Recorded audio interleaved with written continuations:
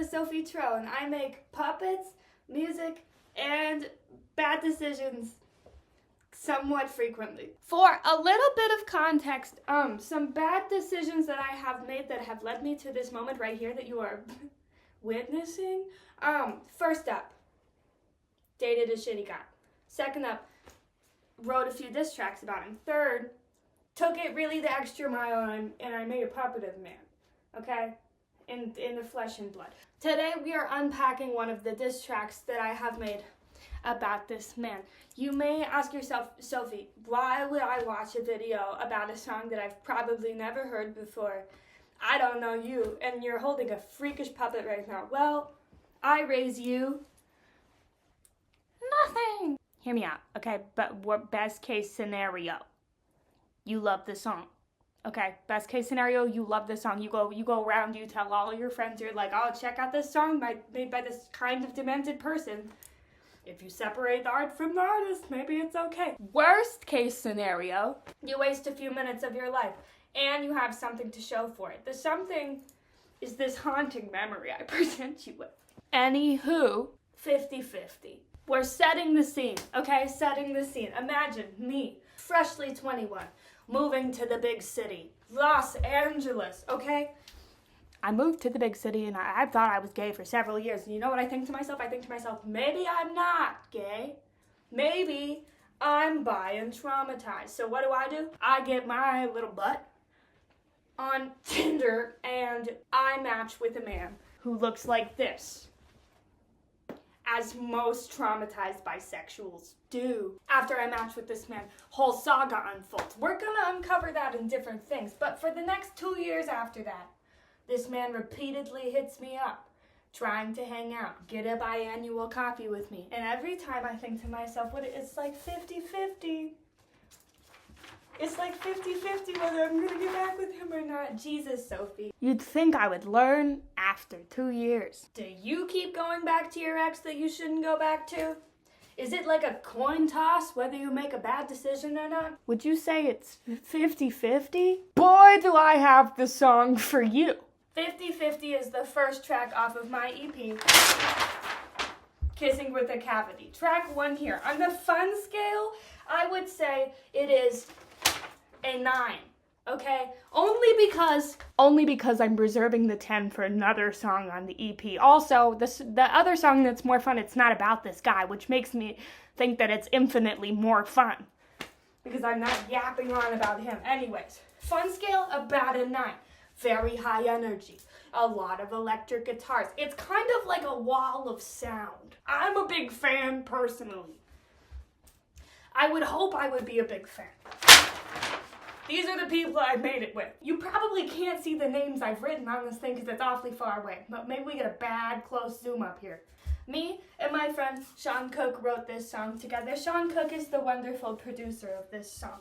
And then it was mixed by my friend Yanni, mastered by Dale Becker, and then my friend Sarah Eisman did all of the visuals. If you want to see a visual that's not me doing this right now, it's a little more professional, I'll link it below. I've been working with Sean for like a few years now. He has produced most of my stuff that has been released, and I love him. He humors all of my nonsense, and he is the best ever. Love you, Sean. Love the team. Onward. The process of making the song. I came to Sean and I said, Sean, I really wish I was in a boy band, but I can't be in a boy band because I'm not a boy, I'm not in a band. I don't know. There's something so magical to me about just like a few dudes getting together, just being dudes. How come I can't just be a dude being a dude? That's a deeper question I need to ask myself. I was listening to Why Is Everyone a DJ by Laundry Day, and I was like, I want to make dude music like that. So I came to Sean and I said that, okay? Sean makes this incredible guitar riff. It sounds like this.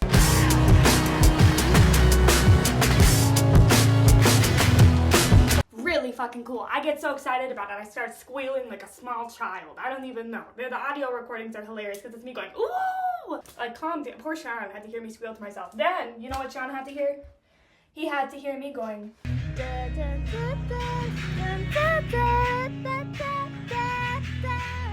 I'm gonna be honest with you, I can barely sing this song. Also, without practicing it, it sounded horrible when I wrote it. When I was sitting there singing that chorus melody, I wasn't realizing how bad it sounded in the moment because I was so focused on writing it. But Jesus. Sorry, Sean. Then, next came the lyrics, okay? Little spurts of them. 50-50 kind of. It was like a little bit weird at first, and then I have to like fumble my way through what I think I'm actually saying. And then we put the rest of the track together, all the little pieces. We did these really cool different vocal things. We did a lot of background vocals. Let me tell you, a lot of background vocals. Oh, what a surprise. This song is mainly about the character Zeb. Yes, this is the puppet I made of my ex-boyfriend who was never really my boyfriend. Did we only date for like 1 or 2 months? Yes. Was it ever official? No. Am I crazy? Probably. Did this relationship affect me more than many other long actual relationships that I've had in my life? Yes. Did I even like the guy? I don't want to talk about it. Most of the songs on this EP are about this guy. I'm going to be completely honest with you. Just only because he's been tormenting me for so long. I'm happy to announce he's no longer tormenting me, but he's now forever immortalized in this form. I would apologize to him, but honestly, he's a bit of an asshole. So I don't really feel that bad. Personal message to Zeb, as he's probably watching this. If you were a little nicer, a little more considerate, this probably wouldn't have happened. But when you date an artist... This is what I was listening to when I made this song, okay? I'm telling you, the amount of that Laundry Day song that I was listening to, I had that thing on loop. It looks like I have him in a headlock right now. I might just hold him like this. This is kind of funny to me. I was listening to a lot of Laundry Day. I was listening a lot to that one Dominic Fike EP. Really good. We did a lot of vocal like stacks that were kind of inspired by the textures of that. Blonde Shell. I was listening to a lot of Blonde Shell. Love Blonde Shell. The like theme song I had when I was like seeing this guy, I would just listen to Sepsis over and over again. And I was like, oh my god, it's just like him. I was also listening to a lot of Superfan. If you don't know Superfan, highly recommend. Good stuff. My favorite parts, I can't get over this. My favorite parts of the song, okay? First one is this little breakdown section. It sounds like this. Never stable, always forward. 50-50 till you kiss me. We actually literally changed the tempo in this because we tried to make it sound like it was slowing down or like your car is breaking down or something. And it just didn't sound right until we changed it and the entire song was moved off grid. It gets a little wonky. Next favorite part, the outro vocals. The amount of background vocals that we did for this song where it's just me screaming, just yelling. The pitchiest yelling you've ever heard. I literally had to text the mixing engineer and apologize to him before he heard it because I was like, sir, I need you to know that I can sing better than this. But it's for texture and dimension. Check this out. Yeah.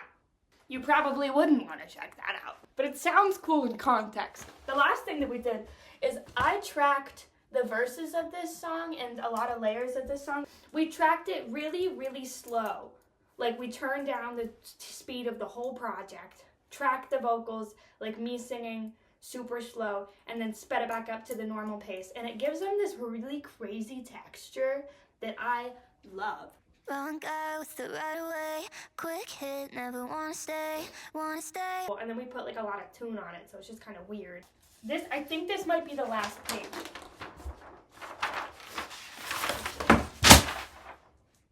Sometimes you have to make some bad decisions. Sometimes it's a little bit fun to do so. Does the fun outweigh the regrets? I don't know. Depends on the day. Anyways, I'm going to make a little video about each of the songs that's on my EP. So this is the first track, and I hope that you listen to the rest. I'm going to have Zeb say goodbye now. So long, farewell, auf Wiedersehen, goodbye. I really wish I could do a man's voice.